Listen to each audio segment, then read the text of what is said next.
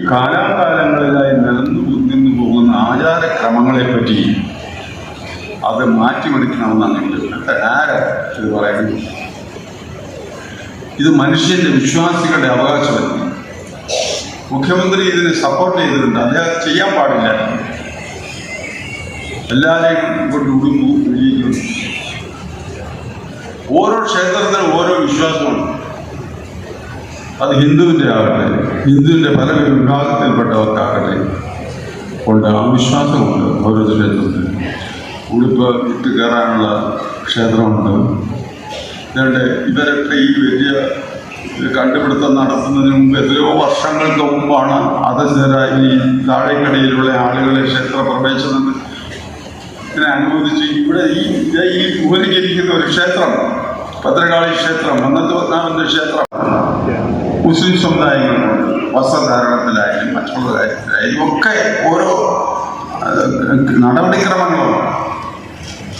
ആ നടപടിക്രമങ്ങളെ ഒന്നും ശിവഗിരിക്കോ ഇവിടുത്തെ മുഖ്യമന്ത്രിക്കോ വിമർശിക്കാൻ ധൈര്യമുണ്ടോ?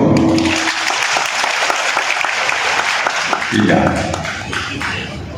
അതുകൊണ്ട് ഇതിനെ സംബന്ധിച്ച് നമ്മൾ ആര് ചോദിച്ചില്ലെങ്കിലും നമുക്ക് പറയാനുള്ള ഒരു അവകാശം. കാരണം ഈ ഹിന്ദു എന്ന് പറയുന്നത് ഇവരാരും മാത്രമല്ല. ഇവിടുത്തെ ഒരു സംഘടനയുടെ ഒരു മത വിഭാഗത്തിൻ്റെ അവരെല്ലാവരെയും പ്രതിനിധിയാണെന്നാണ് പറഞ്ഞാണ് ഇത് പറയുന്നത്. എന്നിട്ട് ഞങ്ങളുടെ ക്ഷേത്രങ്ങളിലെല്ലാം അങ്ങനെ അത് നടപ്പാക്കാൻ തീരുമാനിച്ചു എന്നും അവർ പറഞ്ഞു. ഓഹോ, നമുക്കെന്നെ തർക്കം.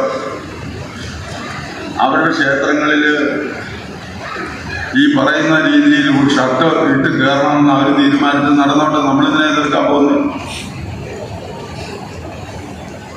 നമ്മളിതെതിർക്കില്ല.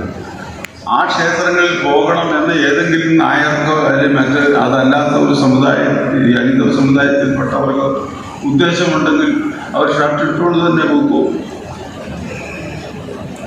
ഒരു പ്രയാസമില്ല. ഉടുപ്പിടാതെ കയറുന്നത്, ഉടുപ്പിട്ട് തന്നെ കയറണം. അത് സവർണരുടെ ആധിപത്യമാണ്. പിന്നെ അതിൽ ചിലർ ഇങ്ങനെ കേട്ടതായി പറയുന്നു. നമ്പൂരിയാണോ എന്ന് തിരിച്ചറിയാനാണ് ഈ